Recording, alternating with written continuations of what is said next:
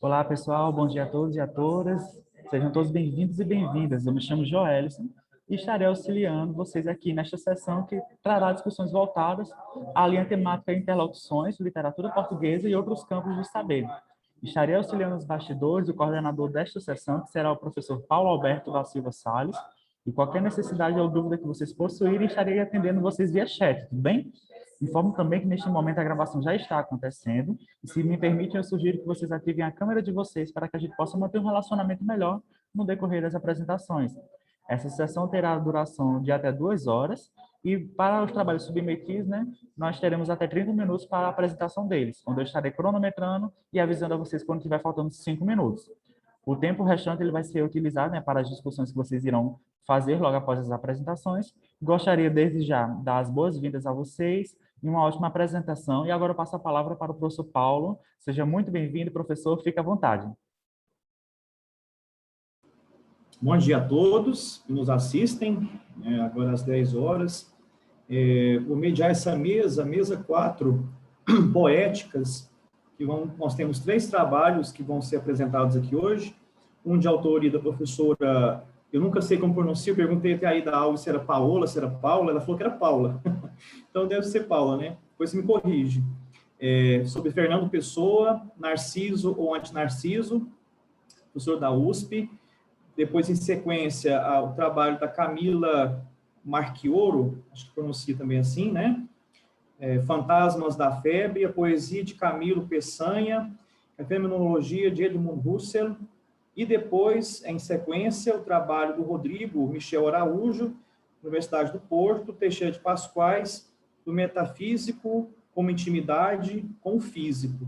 Então, para a gente começar, vou apresentar a professora também aqui. É Paula, né? Nunca sei como fala. O microfone está desligado. Pode ser Paula, não tem problema, não. Paula, né? Perguntei ainda, é Paula, então é Paula mesmo. Bom, a professora Paula Poma era professora da USP, literatura portuguesa, sempre estudou Fernando Pessoa, fez pós-doutorado com o professor Nuno Júdice, Universidade Nova de Lisboa, investigadora do grupo de Cultura e História, coordena, junto com a professora Rejane Vecchia, né, o programa de literaturas africanas de língua portuguesa, várias produções, tem interesse nos poetas Fernando Pessoa, né, Sofia de Melo Braine Andressen, Herberto Helber, Manuel Antônio Pina, Manuel de Freitas, a querida Adília Lopes, Margarida Vale de Gato e outros. Né? A sua produção bibliográfica se destaca por várias obras publicadas. Destaco aqui Sofia Singular Plural, acho que é a mais recente, né, professora? 7 letras, capítulos publicados sobre também Pessoa, Lançol, entre outros. O trabalho dela, como eu já havia dito, a fala hoje, né, Fernando Pessoa, Narciso ou Antinarciso. Então, professora, você tem 30 minutos para apresentar, fica à vontade. Obrigada, Paulo. Eu vou falar um pouquinho sobre um projeto aqui de pós-doc que eu estou elaborando, então acho que vai ser uma coisa bastante simplificada. Começo a leitura do meu texto para não me perder aqui no tempo, então. Fernando Pessoa, poeta moderno por excelência, através da criação da heteronímia, toca na questão essencial da subjetividade humana, identidade e alteridade.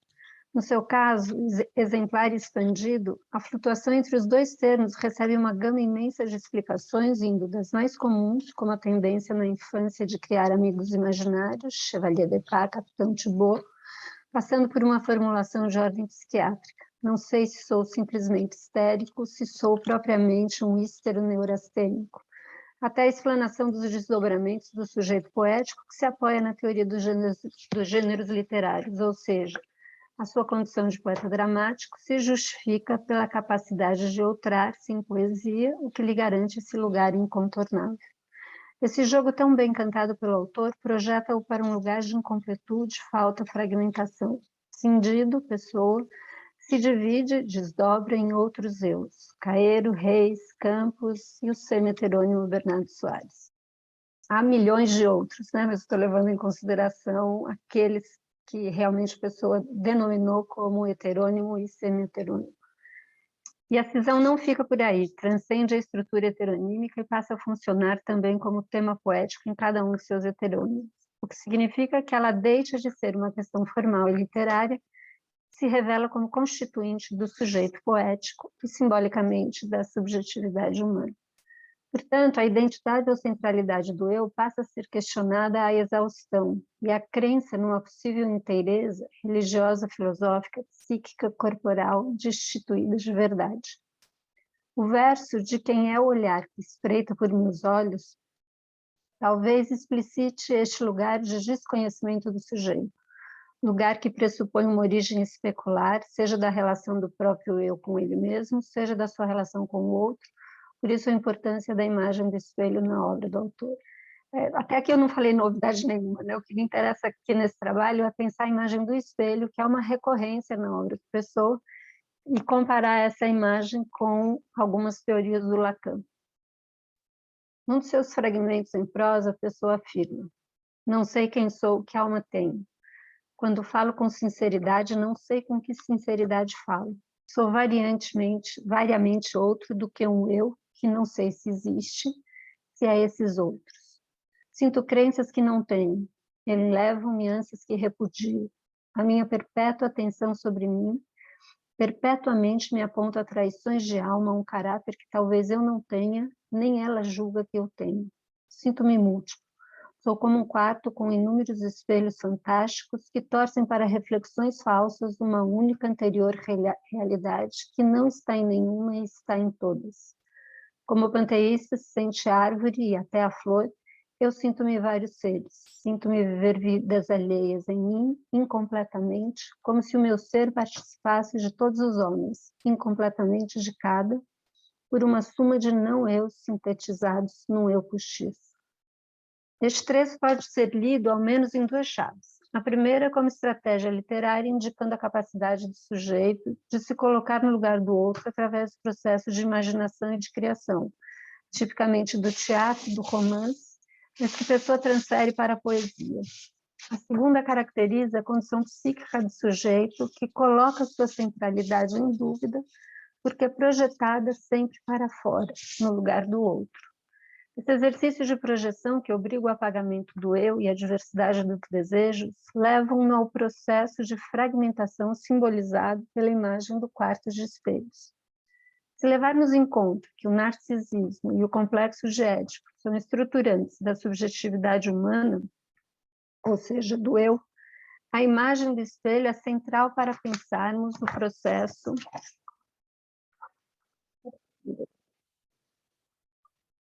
identidade e alteridade, seja na infância ou na vida adulta. Pois, segundo Léa Silveira Salles, Lacan passa a colocar o estágio do espelho como uma espécie de estrutura permanente da subjetividade.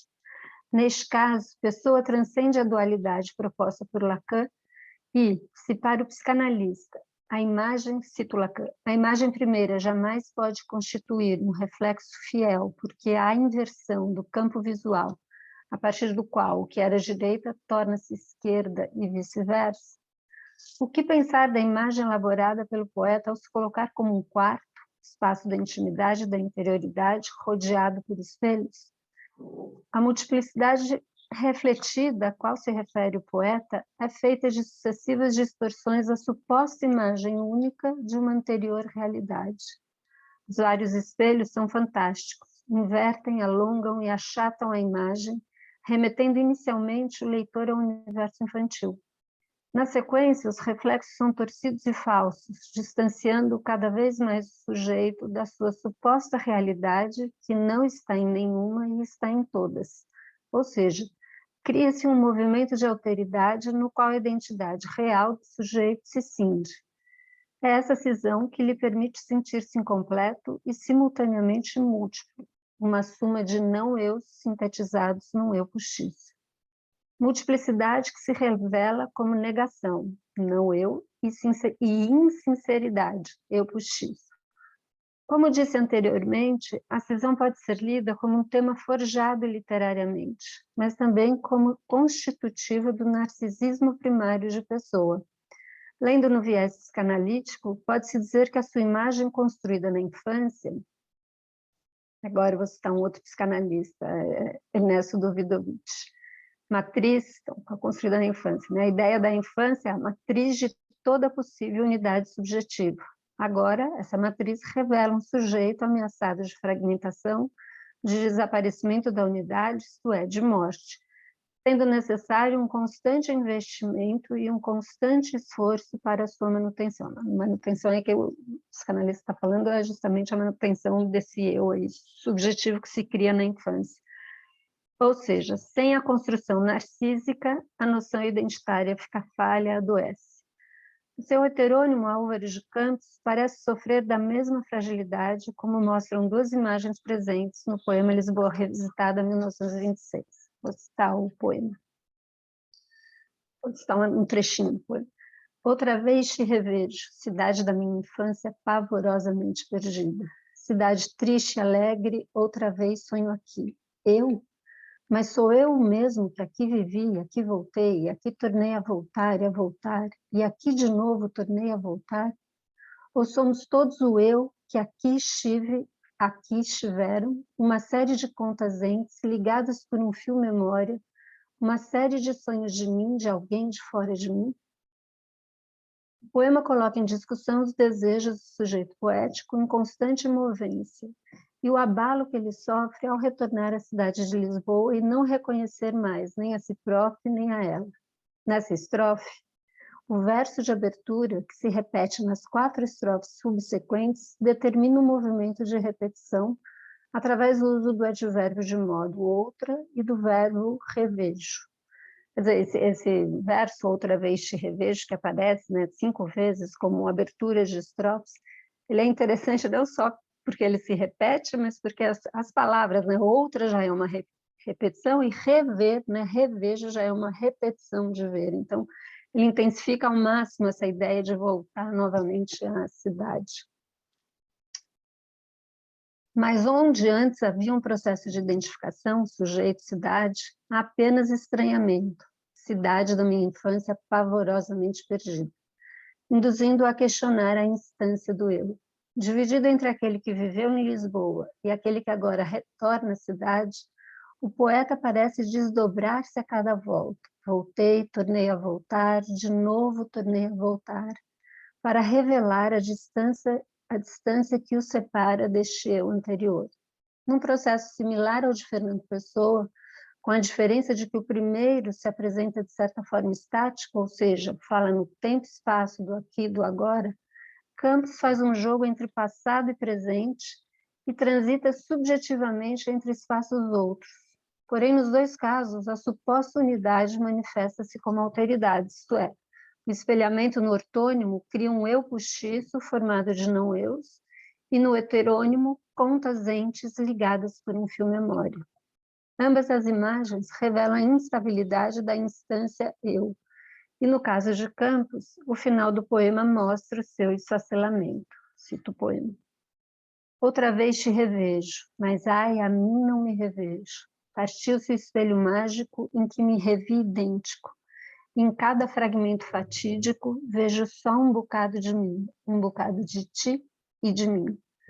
Aquilo que servia como superfície refletora, Lisboa e Tejo e tudo, não existe mais. Partiu-se o espelho, consequentemente, parte-se o sujeito. A imagem refletida da fragmentação só pode ser fatídica, pois o sujeito já não mais se reconhece, não há mais nenhuma possibilidade de identificação, nem com a cidade, nem consigo próprio, e nenhuma unidade. Vale chamar a atenção para o fato de que, mais uma vez, o poeta se utiliza do imaginário infantil.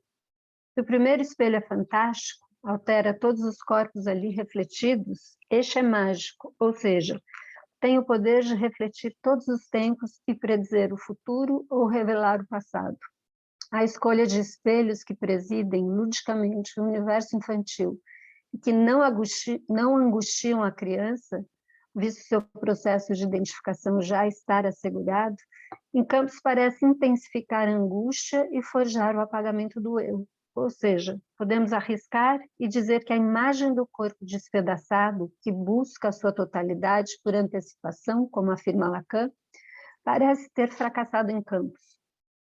E se confirma mais radicalmente no poema Ode Marítimo, em que o poeta, ao observar pela manhã a paisagem marinha do cais, é atingido por uma espécie de delírio das coisas marítimas, isto é, sua imaginação mergulha no mundo dos piratas e da pirataria.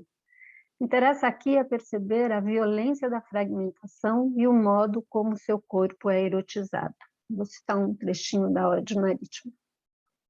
Façam enxárcias das minhas veias, amarra dos meus músculos, arranquem-me a pele, preguem-me as quilhas, e possa eu sentir a dor dos pregos e nunca deixar de sentir.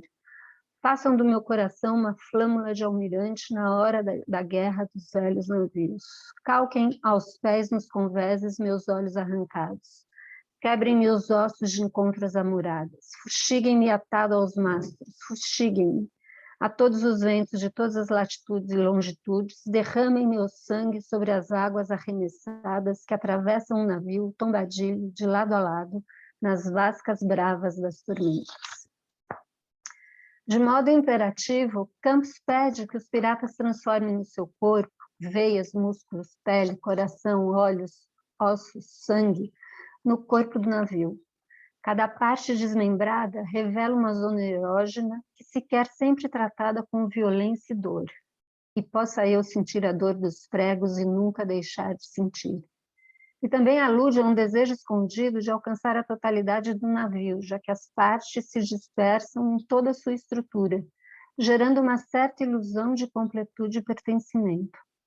A imagem tematizada por Lacan do corpo despedaçado, que mostra-se regularmente nos sonhos, aparece então sob a forma de membros disjuntos e de órgãos representados em exoscopia.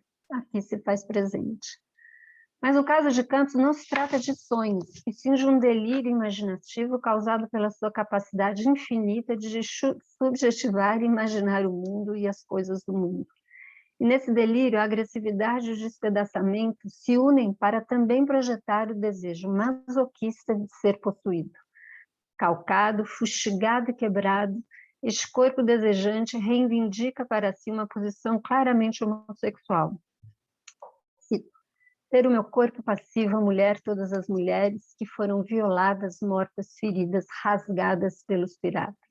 Nas duas citações, Campos parece optar pela escolha objetal de tipo narcísico, já que ora gostaria de ser o pirata e ter a sua força, virilidade e coragem para cometer os atos mais violentos e cruéis, ora sentir no próprio corpo essa violência, vivenciando os dois lados da relação sadomasoquista na mesma medida. Importa dizer que todas essas fantasias podem ser lidas como uma introversão, já que elas ficam apenas no plano das ideias e não são realizadas. Ao contrário, no próprio poema, a violência cede lugar à rememoração da infância e uma certa culpa surge. Cito: ah, como podia eu pensar sonhar aquelas coisas? Que longe estou do que fui há uns momentos, histeria das sensações, horas estas, horas as opostas. O poeta engenheiro volta a recalcar os seus desejos. Sai do delírio das coisas marítimas e retoma a vida real ali, no cais do porto, e fica só, triste e angustiado. Em Ode Marítima, não temos a imagem do espelho como elemento concreto para ser metaforizado. O mar é a sua metáfora. O que ocorre é a projeção do sujeito poético no universo marítimo. O espelhamento se dá através do desejo de se colocar no lugar do outro, outros. Fora de si, projeção sempre em fragmentação do corpo, do tempo e do espaço, explicitando, no final, o sujeito em luta com uma ambivalência que implica no desejo de ser muitos e, ao mesmo tempo, o fracasso da sua contraparte, evidenciando sempre o lugar da falta. O esgotamento de todas essas sensações e inconstâncias advindas do fato de sentir tudo de todas as maneiras gera o sono e o cansaço que aparecem com frequência em seus poemas, denunciando um desinteresse pelo mundo, uma ausência de desejo, melhor dizendo, efetivando a retirada da libido dos objetos e o seu redirecionamento para si próprio. Tenho sono como o frio de um cão vadio, tenho muito sono. O sono da vontade de dormir, sono de ser sono, mas é mais de dentro, mais de cima. É o sono da soma de todas as desilusões. É o sono da síntese de todas as desesperanças. É o sono de haver mundo comigo lá dentro, sem que eu houvesse contribuído em nada para isso. Outro poema. O que pensei? Paula, Tenho a boca... Oi, desculpa te interromper, faltam 3 minutos. já estou acabando.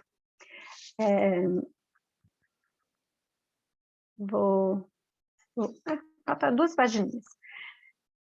As imagens referentes ao sono apontam para um sujeito abandonado, cão vadio e corrido, desiludido e desesperançoso, ou seja, o mundo, o outro parecem rejeitar Álvaro de Campos, assim como ele os rejeita. Queriam-me casado, fútil, cotidiano, tributável?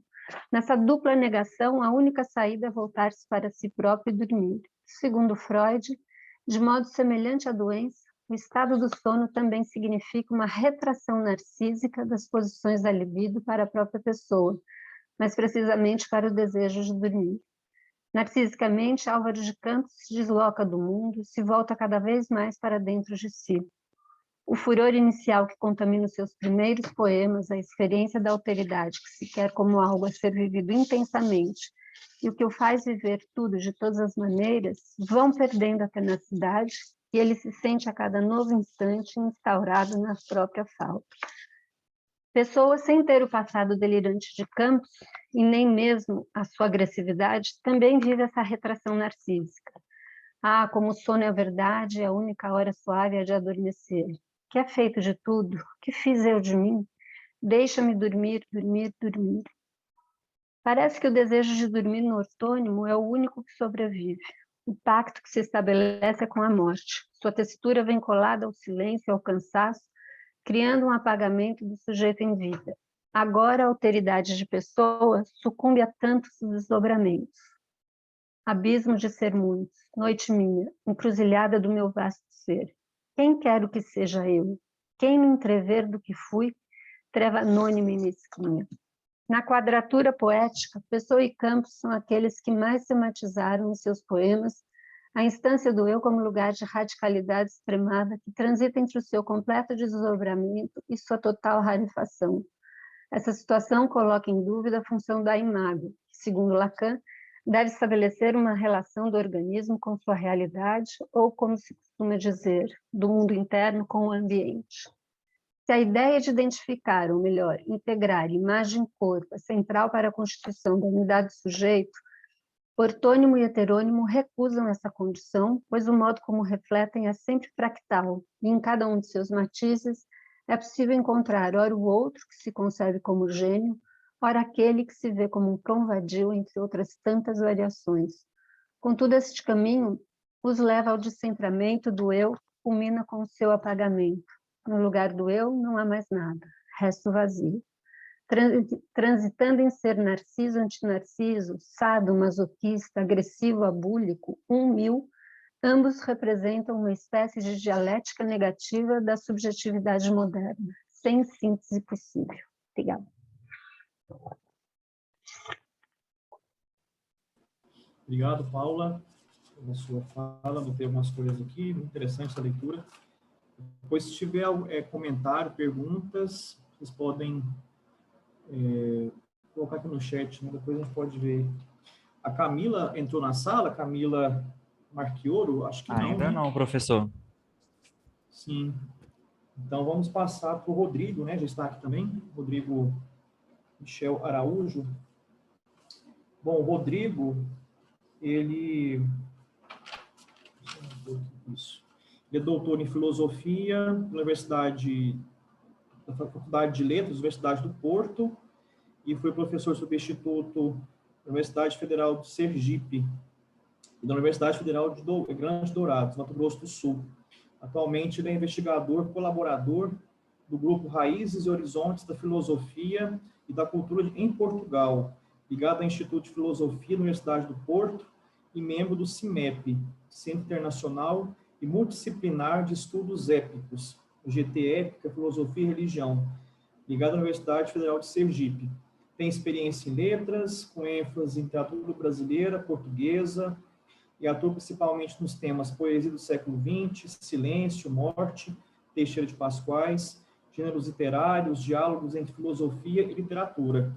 O trabalho dele hoje, vou falar um pouco, né, para nós, Teixeira de Pascoais, do metafísico como intimidade com o físico.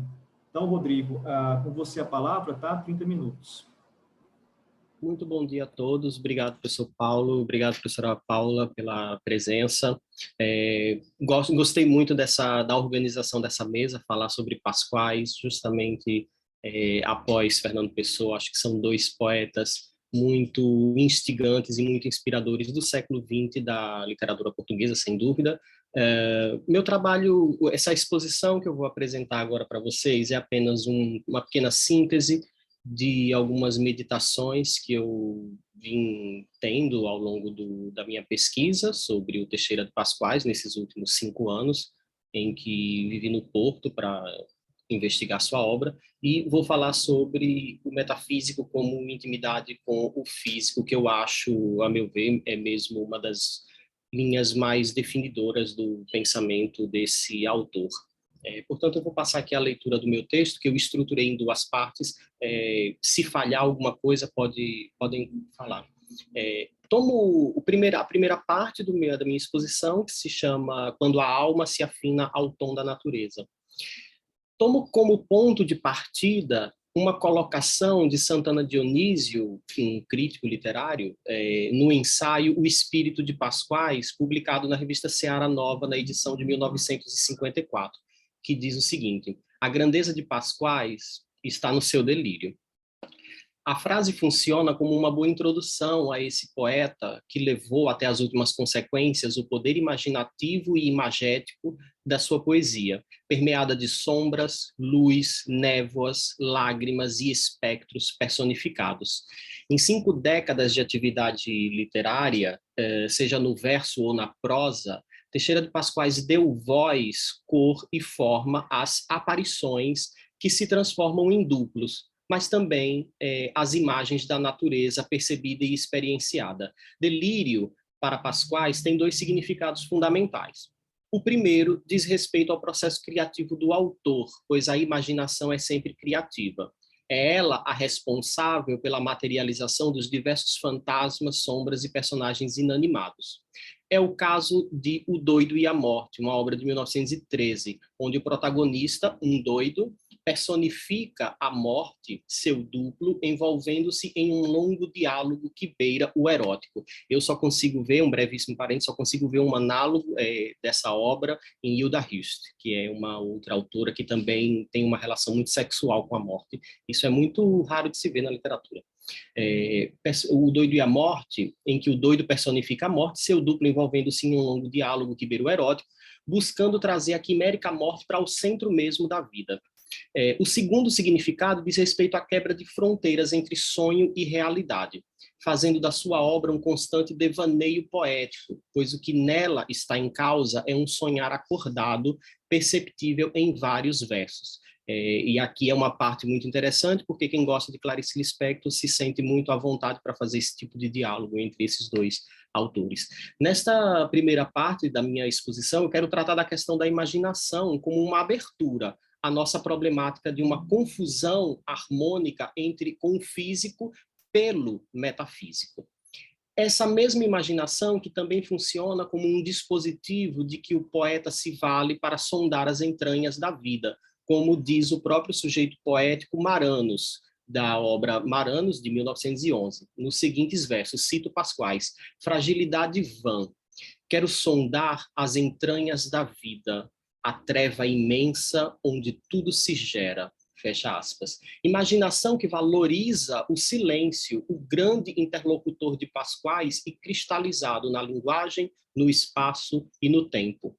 É próprio de todo autor espacializar-se, não apenas na página em branco, como também no espaço em branco, imaginado através de uma memória repleta de imagens. Paradoxalmente, essa depuração do espaço da memória é muitas vezes feita através da evocação de ausências, sons, imagens, Pascoais não é exceção. A todo momento, seus versos buscam construir uma intimidade poética com o espaço, ou melhor, com os seus espaços afetivos. o seu Marão, a serra em que Joaquim Pereira Teixeira de Vasconcelos, desde cedo, se identificou como Teixeira de Pascoais, que é a freguesia onde Pascoais viveu. Inscrevendo em seu nome literário, à maneira de Miguel Torga, a identificação com a terra. Em toda a sua obra, Pascoais buscou expressar essa identificação com o espaço, unindo-se a ele numa relação circular, isto é, numa comunhão dinâmica, pois o sujeito lírico de suas obras tanto pode afetar o espaço, como o espaço também pode afetar o sujeito lírico. Por isso, uma topoanálise, tal como exposta na Fenomenologia Imaginativa de Gaston Bachelard, é sempre bem-vinda em investigações que busquem dar conta de uma leitura poética filosófica do espaço em Teixeira de Pascoais, pois a todo momento sua obra parece sempre sugerir ao seu leitor uma expressiva filosofia do espaço literário, se assim quisermos usar esse termo. Utilizo os seguintes poemas para demonstrar essa circularidade. No longo poema Jesus e Pan, publicado em 1903, um velho sábio recolhido nas montanhas, muito à maneira de Zaratustra, de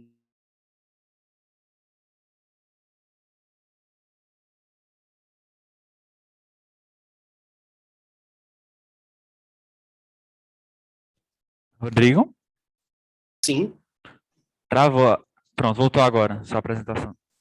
Desculpa, Tinha travado aqui. Na minha internet aqui. Choveu em Goiânia, travou tudo. Achei que...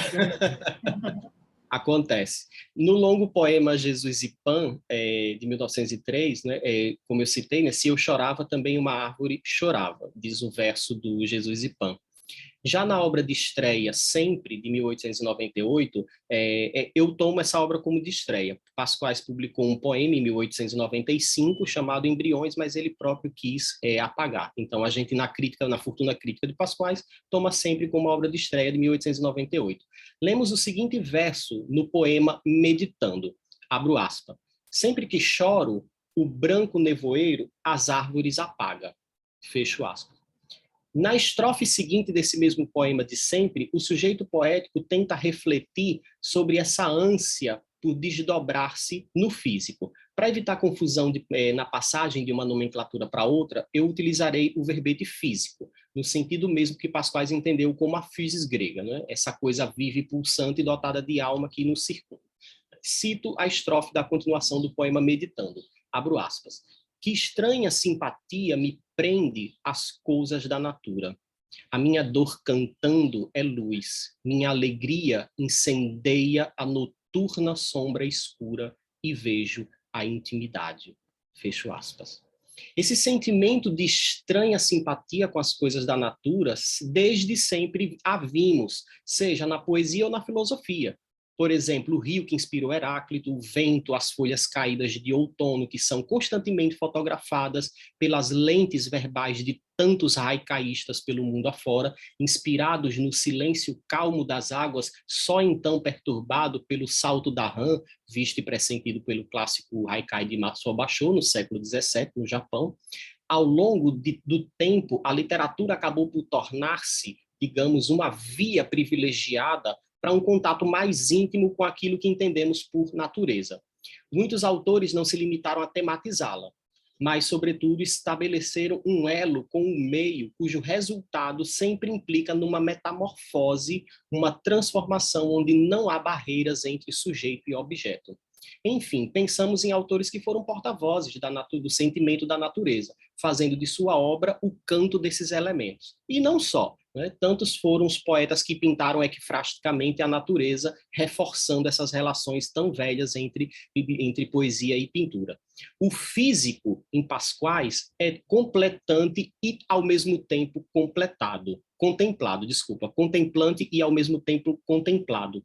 Uma investigação que assuma e proponha uma filosofia da natureza em sua obra, se assim quisermos, deverá tomar o estado silencioso de contemplação dessa natureza como algo incontornável. Em seus versos há sempre uma necessidade de ir além dos limites do olhar para aproximar-se desta natureza cambiante, viva e pulsante. É preciso sair da condição passiva de espectador e de contemplador frente ao contemplado. Tomemos como exemplo uns versos do poema A Sombra do Homem, do livro As Sombras. Cito o poema. Eu ouço vozes, passos. Quem me fala? És tu, ó chuva, ó vento, ou serei eu? Ah, como distinguir a minha fala das vozes que andam tristes pelo céu, já de tanto sentir a natureza, de tanto a amar, com ela me confundo. Fecho aspas. Teixeira de Pascoais está a ouvir constantemente o físico e a todos os seus elementos, assim como ouve os seus silêncios. Mas com ela se confunde devido a uma contemplação silenciosa que resulta em uma extensão, um desdobramento ou uma metamorfose do sujeito nessa physis.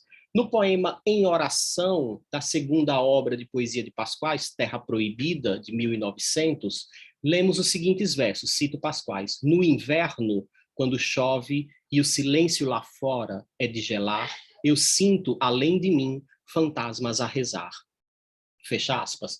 Em Pascoais, o sujeito contemplante não é passivo, pois isso o reduziria a mero olhar das coisas com distanciamento.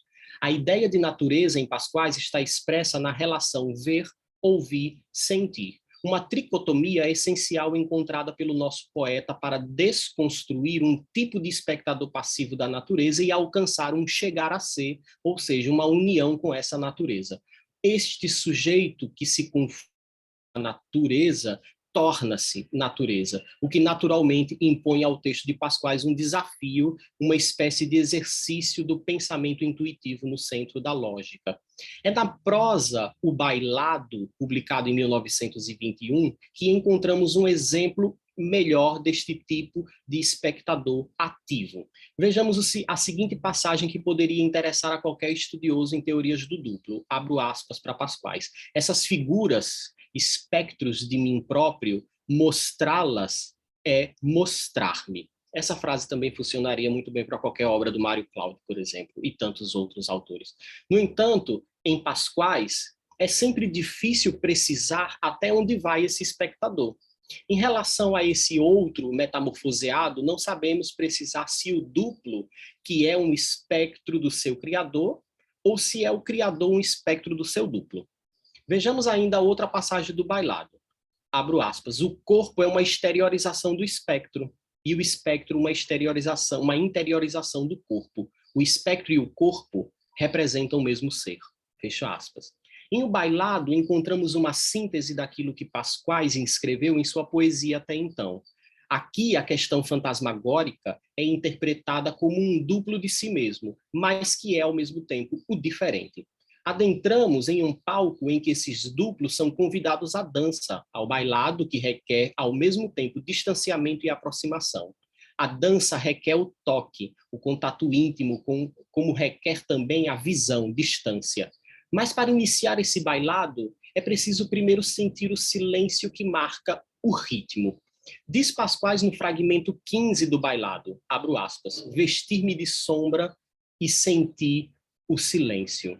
Fecho aspas. Só então, nesse estado de silêncio que se dá a mesma confusão entre sujeito e as coisas do mundo exterior, como vimos no poema A Sombra do Homem. Ainda no prólogo do Bailado, Pascoais volta a referir esta ideia de confusão com o meio exterior. Abro aspas. Cada vez confundo mais os homens com as coisas. Fecho aspas. É pela via da potência imaginativa que busco ver, sentir e ouvir e tocar esses fragmentos do físico, mesmo que o palpável em Pascoais seja sempre escorregadio. Ora, Pascoais é tudo, a natureza, o animal, o conjunto de tudo que ele não foi, no sentido de que ele escolheu para ser, mas não era, ou seja, a dor do vazio dos poetas. Canta e dança não apenas para unir-se poeticamente à natureza, mas também para decifrar o seu segredo. O poeta tenta penetrar no segredo de um físico sempre envolto no manto do mistério. Vou passar para a parte 2 da minha exposição, que se chama como procura do físico.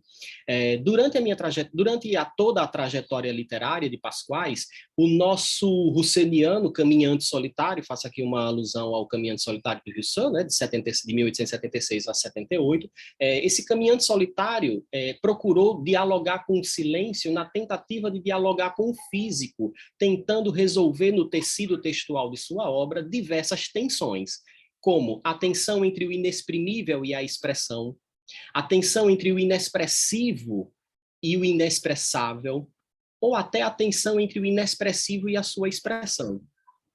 Para demonstrar o argumento do metafísico como caminho de encontro com o físico, é incontornável o desejo de regresso à origem, ao princípio primordial presente em seus versos. É aí que Pasquais invariavelmente encontra um silêncio originário, ou melhor, o silêncio que encobre o caos originário.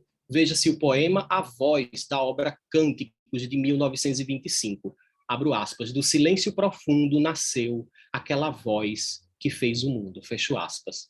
Quando Pasquais pensa as origens e nela vê o silêncio como uma gênese da voz que fez o mundo, é porque Pasquais interpreta o próprio caos caótico como excesso, sempre a transbordar, mas que é composto de silêncio. Daí ser possível identificarmos esse caos excessivo com o nada, mas um nada que nunca é vazio, mas antes está carregado de plenitude e significado. Leio agora alguns versos.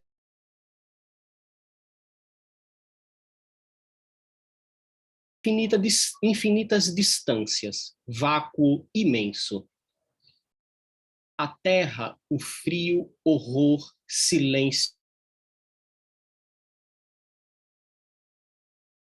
Interna que Deus dorme, e nesse negro abismo que faz medo, a minha imagem doida a voar delira e julga ouvir palavras em segredo e os acordes astrais de uma etérea lira. Fecha aspas.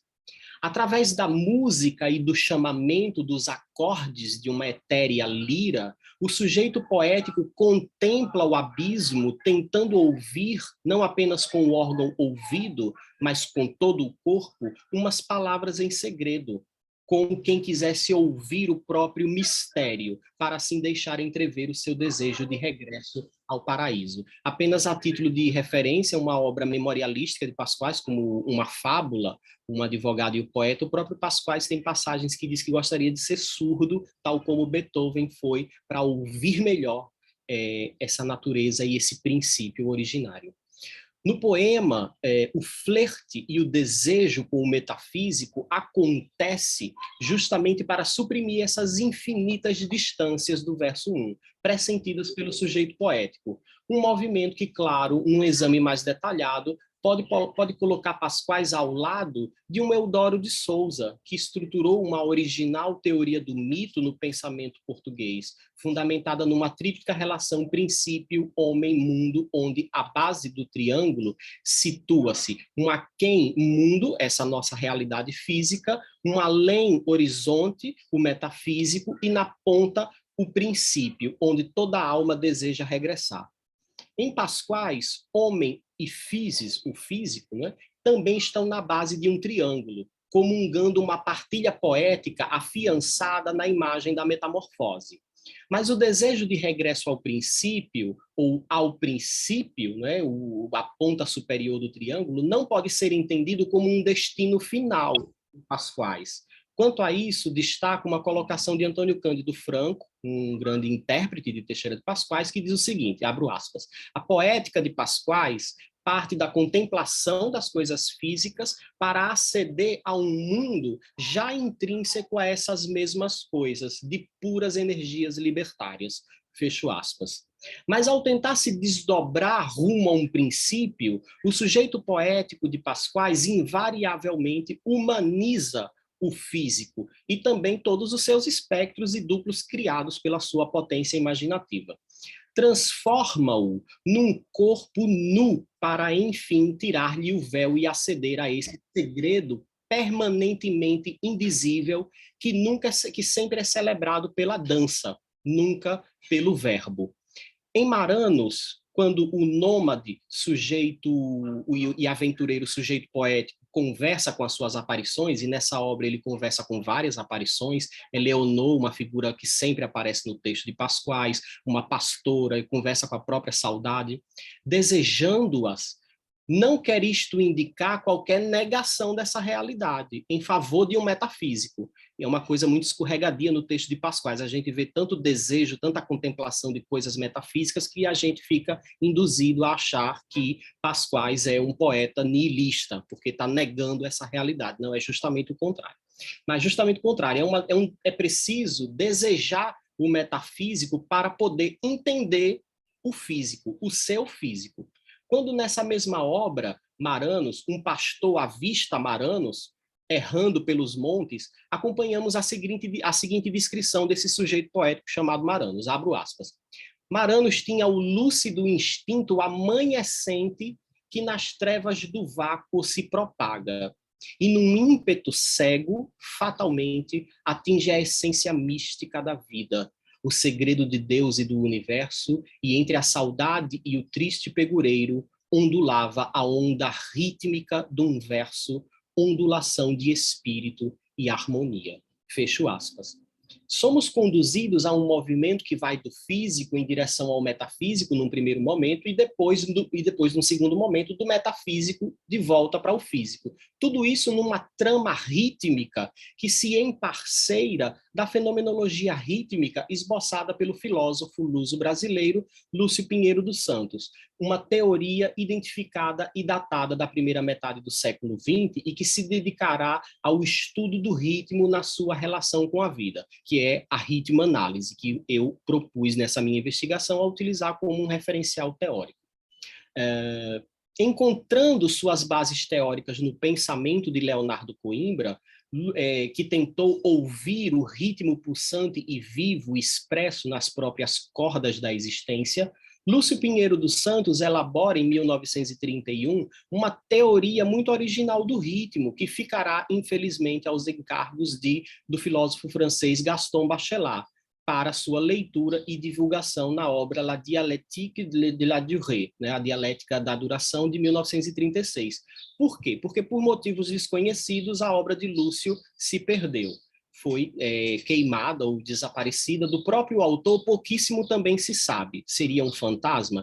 Tudo que sabemos de ritmo-análise sabemos via Gaston Bachelard.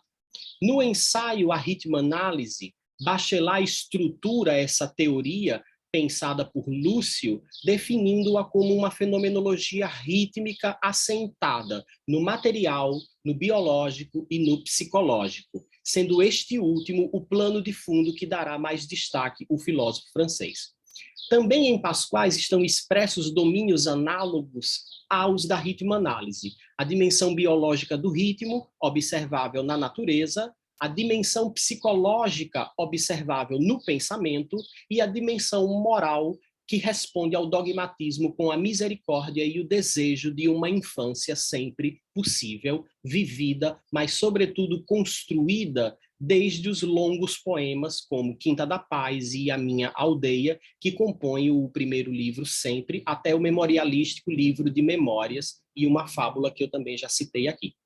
Pode seguramente o leitor encontrar na obra de Pasquais um poeta interessado no ritmo, nos sons da natureza, nos traços ondulatórios que o próprio ser e a existência se desenham.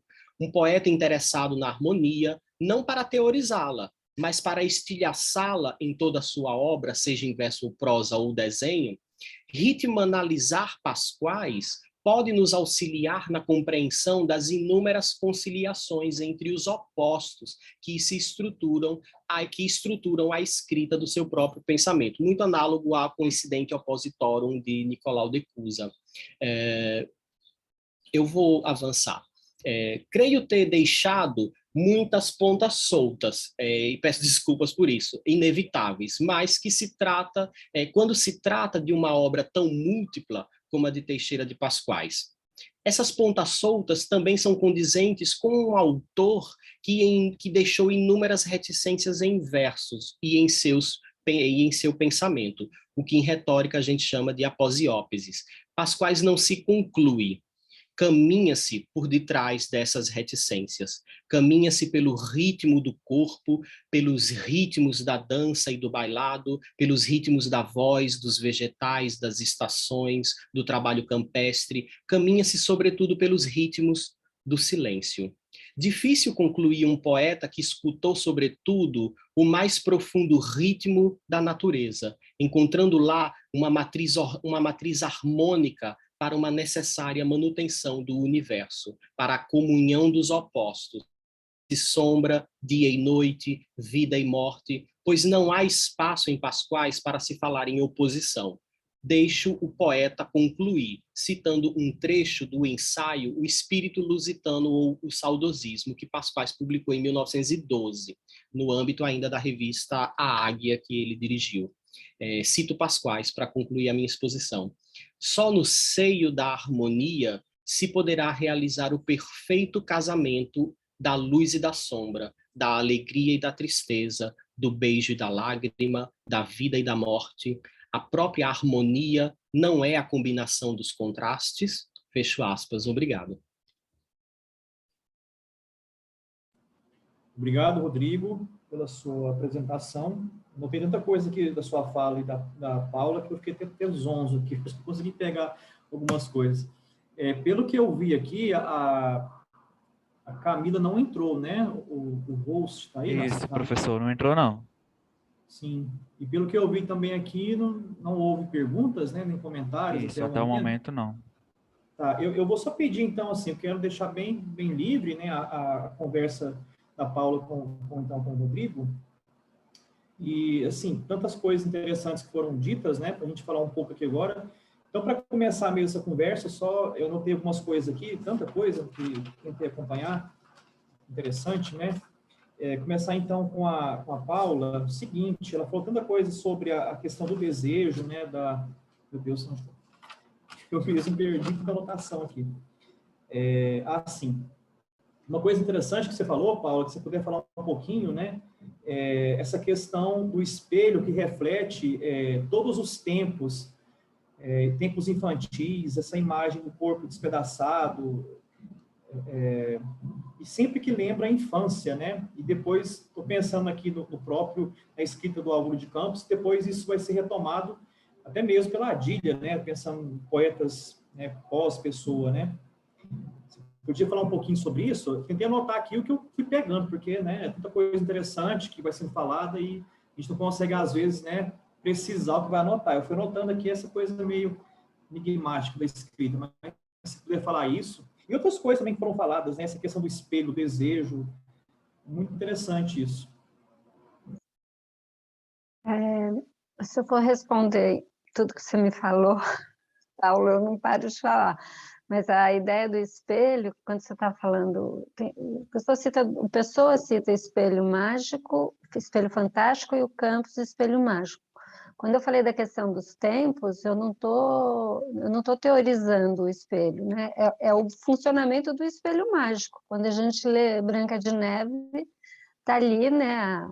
A madrasta olha para o espelho, espelho, espelho meu, existe alguém mais linda do que eu? Quer dizer, o espelho mágico responde e ele pode ir para frente e para trás, né?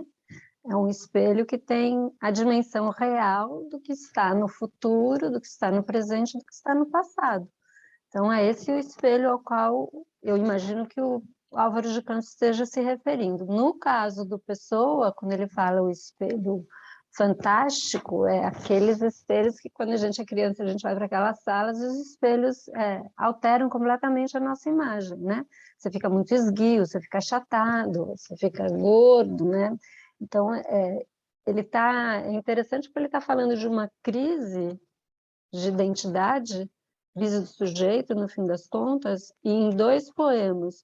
No caso do Pessoa, é um fragmento, não é um poema, mas tem ali uma questão mais... Eu diria que é mais de surpresa, assim, de questionamento de quem ele é. Não é trágico como é do Álvaro de Campos, no poema Lisboa Revisitada, mas ali eu acho que eu estou associando, eu não vou conseguir explicar para vocês exatamente, mas eu estou baseando num texto do Lacan que se chama O Estágio do Espelho. E é o modo como ele vai, partindo do Freud, é o modo como ele vai organizar ou vai explicar a estrutura do bebê, né? O bebê, quando ele vai formando sua individualidade, seu eu, a ideia de imagem, quando ele define, dá uma inteireza para a própria imagem, é uma relação dele com o espelho, né? Com a imagem que ele vê. E aí tem uma problematização bem densa aí do Lacan sobre essa teoria. Então, o que eu acho que é interessante é a pessoa se antecede ao Lacan, né? Porque eu não quero ler na chave psicanalítica só o texto dele, porque você engessaria, né? E o poema e a poesia é infinitamente maior do que eu acho que as teorizações todas. Então, mas é, de todo modo, instigante, porque tem ali uma estrutura, né? Que é uma estrutura simbólica para a ideia da psicanálise, também da literatura infantil, e é o modo como a gente consegue se ver, né? Porque a gente não tem o domínio, não é nem domínio, a gente não tem uma capacidade orgânica de nos vermos, né? A gente não tem consciência do que é o nosso corpo, do que é o nosso rosto, a gente precisa ou daquilo que o outro nos diz, ou de um espelho. Então, acho que eu fui um pouco por aí. Não sei se eu respondi, que realmente a teoria do Lacan é bastante complexa, e é justamente a partir dessa teoria que você pode explicar o narcisismo, você pode explicar a agressividade do sujeito, você tem um deslocamento, né, dessa teoria, mas acho que não cabe eu falar sobre tudo isso, não, nem daria tempo, não sei se eu consegui responder um pouquinho. Sim, sim, eu também fui anotando aqui, porque reverbera tanta coisa, né, essas leituras, assim, esse diálogo, né, com a psicanálise, com o caso do Rodrigo com a filosofia também, né, e passar um pouquinho embora a palavra, não teve só um comentário aqui da Ana Carolina, que gostou muito das apresentações, do Rodrigo e da Paula, parabéns, também gosta muito da pessoa. E no caso aí também vocês podem conversar depois, viu, a Paula e o Rodrigo, tá? Se quiser fazer né? Mas só passando então para o Rodrigo, e assim, eu estou trabalhando com poetas mais contemporâneos, né? Então, assim, o que vocês falaram eu já associei, de fato, a bem mais próximo, né, do nosso tempo agora. E quando o Rodrigo falou sobre a questão, né, gente, eu não tenho tanta coisa que eu me perdi aqui, só um minuto. Ah, sim, quando ele disse que essa ânsia, né, até anotei, achei isso tão interessante, essa ânsia, né, desse sujeito de desdobrar-se no físico, essa estranha simpatia, né, com as coisas da natureza, que se contempla e também é contemplado, né, que vai além dos limites do olhar. Você poderia falar um pouquinho mais sobre isso? Por exemplo, esse constante diálogo, né, com o físico. Eu estou pensando porque isso vai ser muito comum depois em outros poetas, né, vamos dizer assim, mais dos anos, agora, final do século XX, né, início do século XXI, isso aparece muito. Vamos nomear, né, eu estou pensando na própria Adília Lopes aqui, né, que no caso do Teixeira de Pascoais, ela tem livros dela que ela volta muito a ele, né? E bem essa questão do espaço da casa, do físico, né? Dos objetos, né? Essa comunhão com o espaço, né? Você pode falar um pouco, Rodrigo?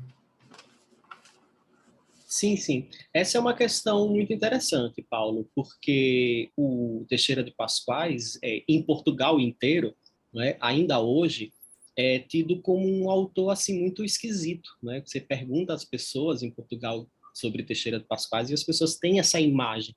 Aí era aquele poeta esquisito, sonâmbulo, soturno demais, que ficava ali lá em Amarante, escondido, porque Pascoais fez quase toda a sua obra em Amarante, no seu solar, né, que é um lugar muito ermo para chegar, é um lugar muito difícil e muito poético, sem dúvida, mas tinha aquela figura, e ainda hoje tem essa figura de um poeta muito sonâmbulo e também muito difícil de encaixar na própria historiografia literária, não é? A gente vê nos manuais de literatura portuguesa, sem dúvida, e é importante isso, que Pascoais está ali representando o saudosismo, mas é muito difícil, os críticos têm uma dificuldade de encaixar Teixeira de Pascoais, porque é uma obra muito panteística, né? Uma obra que exala uma espécie de antimodernidade, né? Como alguns críticos, como o próprio Antônio Cândido Franco gosta de pontuar, mas essa relação com o espaço é muito interessante e muito presente nesses autores ali da primeira metade do século XX, né? Tanto o Teixeira de Pascoais quanto, por exemplo, o Miguel Torga. O Miguel Torga, eu resgato uma questão muito curiosa do Miguel Torga no Diário 1. Ele diz o seguinte, tem uma suspeita de que os homens da Terra compreendem melhor a morte por causa da sua íntima relação harmônica com a natureza. É exatamente essa uma pequena interrogação que o Miguel Torga coloca lá no Diário 1. Eu acho muito pertinente, porque a minha leitura sempre foi assim um tanto neoplatônica, digamos assim, dessa relação com o espaço. Porque esse ir além da natureza, né, esse ir além do olhar, dá conta, não é? Dá conta dessa relação poética muito profunda desses autores. Estou pensando Pascoais junto, por exemplo, com o Miguel Torga, e colocaria outra também, como a Sofia de Mello Breiner, né? Porque quando o Pascoais olha e tematiza a natureza, do mesmo modo que Sofia de Mello Breiner, quando se volta para o mar, ambos estão, na verdade, não só tematizando, né, essa natureza, mas eles estão indo além, porque a natureza é como uma espécie de caminho para esses autores chegarem a uma espécie de procura do ser, né? Uma procura de sentido, que a gente tanto fala, né? Dessa procura de sentido. Então, esses autores, sem dúvida, vão além, né? Dos limites do olhar, justamente para essa espécie desassossegada, se quisermos assim, para pegar um termo bem pessoano, né? Essa espécie desassossegada de procura de sentido, né? Não é à toa que a gente, por exemplo, em Pascoais, a gente não tem muito contato com a imagem do mar, né? Mas Pascoais e Sofia de Mello Breiner trocaram correspondência, né? Tiveram ali uma pequena relação, né? Pascoais se assustou, né? Quando aquela menina chegou galopando no sítio, né? No solar de Gatão, e há ali uma proximidade muito forte entre essas duas poéticas, que uma olhando para o mar e outra olhando para a terra, eles estão olhando para o mesmo lugar. Rodrigo, posso falar, Paulo? Eu gostei muito do seu texto e agora da sua resposta. E quando você estava falando, eu estava justamente pensando na Sofia, né? Porque a Sofia primeiro tem uma relação próxima com Pascoais, essa imagem, né? Quase assim, quase infantil dela chegando a cavalo e tal. Mas essa relação com a natureza que é muito forte, e também o Pessoa, né? Porque tem vários críticos já falaram nessa questão, em especial do Caeiro, né? Porque uma hora você falou no seu texto ali, né, dos sentidos do Pascoais, né, ver, ouvir e sentir. O Pessoa vai lá, bebe no Pascoais, cria o Caeiro e deixa o ver e o ouvir, ele tira o sentir, né, ele tira toda a metafísica, quer dizer, entre aspas, né, porque a linguagem é metafísica, mas assim é interessante porque a conversa entre esses poetas, né, é muito forte mesmo, né, e justamente para mostrar, no caso do Pessoa, acho que é mais radical, porque ele quer, né, quando ele cria o Caeiro, ele está criando o Caeiro assim, de uma maneira que o diálogo Pascoal está lá explícito, e em especial Jesus e Pan, acho que tem muita relação com o guardador de rebanhos, né, só que eu acho que eu até entendo, tem uma parte da crítica que acho que é mais discordante, mas eu entendo o projeto do Caeiro, né, como um sujeito que quer a física, ele não quer a metafísica, né? Por isso que ele é o mais grego que os próprios gregos, né, que a pessoa vai falar dele. Então, eu acho muito interessante, e mesmo a Sofia. E a única diferença que eu acho, assim, né, é porque eu entendo o que você fala, mas eu acho que a Sofia também se apropria muito de uma linguagem concreta, né? Ela tenta objetificar as coisas, que é diferente do Pascoais, né? Porque o Pascoais sempre tem o sentimento, tem a metafísica, a natureza ganha uma subjetividade, né? E acho que para o Pessoa e para a Sofia um pouco menos. Mas eu gostei muito. Exatamente. E só um pequeno parêntese, Paulo, essa essa relação de pessoa com Pasquais é uma coisa que eu acho, estou convicto disso, que um é o reverso do outro, mas a crítica ainda tem muita dificuldade principalmente com o Pasquais, né? Porque quando eu fui lá fazer minha tese sobre o Pasquais, na Faculdade de Letras lá da Universidade do Porto, é praticamente hoje proibido falar de Fernando Pessoa. Ninguém se interessa mais em estudar o Fernando Pessoa, e fica uma coisa com Teixeira de Pasquais tentando criar uma autonomia dessa sombra, não é? Por causa das rivalidades entre os dois, mas um acaba sendo o complemento do outro, né? Um acaba sendo a complementaridade do outro, visto a grande aproximação temática.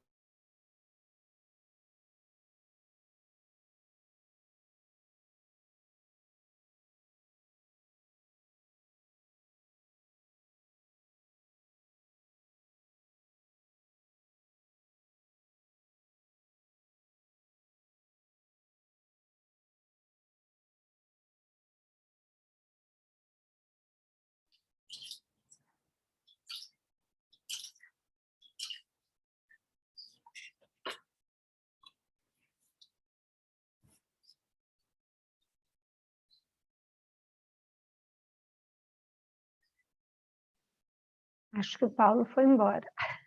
Eu acho que o professor Paulo caiu. Vamos só aguardar ele retornar? Se vocês quiserem ir comentando alguma coisa, por enquanto, pode ficar à vontade.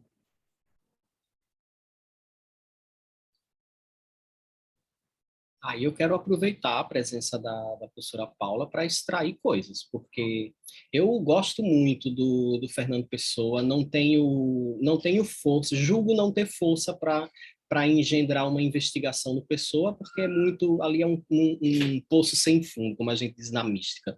Mas fiquei muito curioso com a parte de que você falou do esgotamento.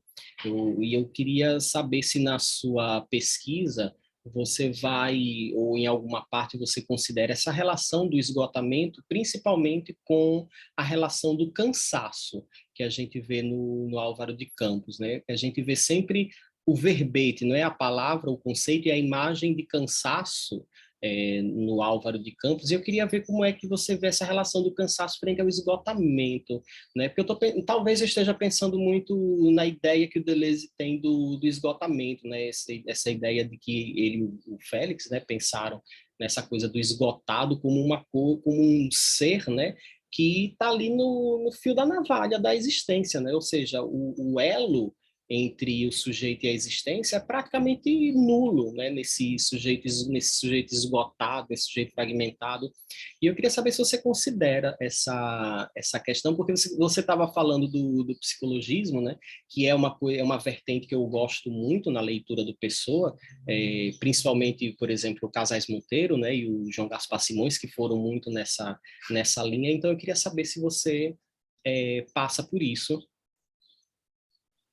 Olha, a minha entrada aí pela psicanálise não é nem propriamente a psicologia, né? Mas a psicanálise é muito recente, assim, que eu fui estudar, estou estudando algumas coisas e acabei fazendo essa aproximação justamente por causa da imagem do espelho. Mas a ideia do esgotamento que você está falando, eu acho que tem em todo Pessoa, Campos, Ricardo Reis, e até, num certo sentido, no Caeiro, assim, né? Uma coisa mais diluída, mas eu acho que tem. Talvez no caso do Campos seja o mais marcante, porque quando a gente lê, e lê assim, até cronologicamente a obra do Campos, você vê que ele tem, no começo, assim, um delírio, um desejo, ele quer viver as coisas todas à exaustão, né? Ele quer viver a modernidade. Então, ele vai, né? Até ele chega e ele começa, aí é uma derrocada, né? Aí é uma derrocada. E nessa derrocada é o sono, o cansaço, o esgotamento, a falta de vontade de existir, né? Tem um poema que ele fala, né? Existir, ele não aguenta mais. Ele está beirando ao suicídio, ele tematiza a questão do suicídio. Então, eu acho que aí a gente pode ler em várias chaves, pode ler nessa do Deleuze do Guattari, pode ler na chave que o próprio é uma condição da modernidade, né? Essa coisa que o Eduardo Lourenço fala também, né? Você tem uma demanda tão grande do mundo moderno que você vai se jogando naquilo, vai, né? Você cria desejos que nem são propriamente os seus desejos, e aí você acaba cindindo, sucumbindo.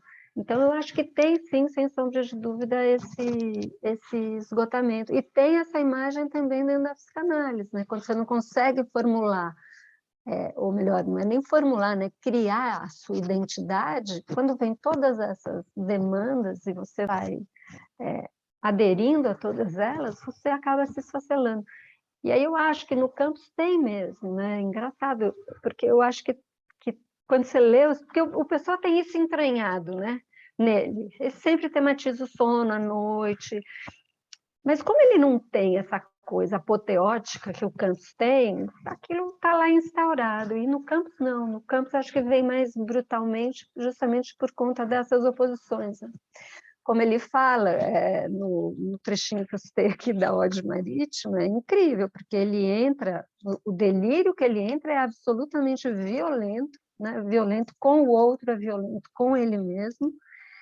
E aí, quando ele passa a ter aquele delírio, volta para a infância, né? Vai falar da nau catarineta, ele mesmo tem essa clareza, né?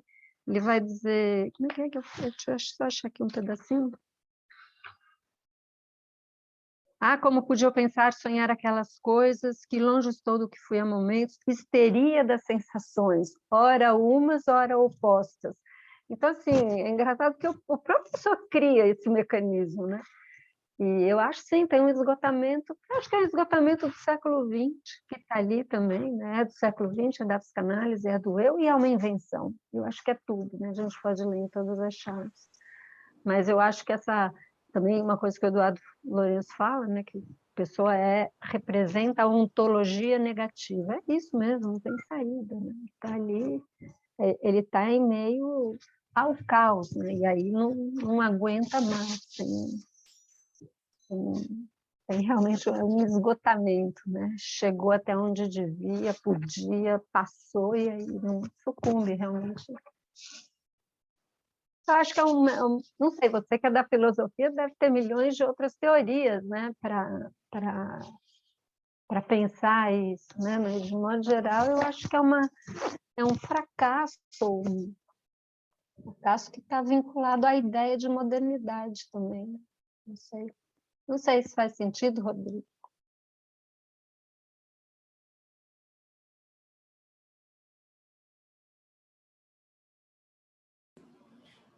Bom dia, minha internet caiu aqui, tentei recuperar, voltar aqui, demorou para voltar. Houve alguma pergunta aqui? Acho que não, né? O chat aqui. Não. Vocês gostariam de falar mais alguma coisa? A Paula, o Rodrigo? Vocês estavam dialogando aí quando eu voltei?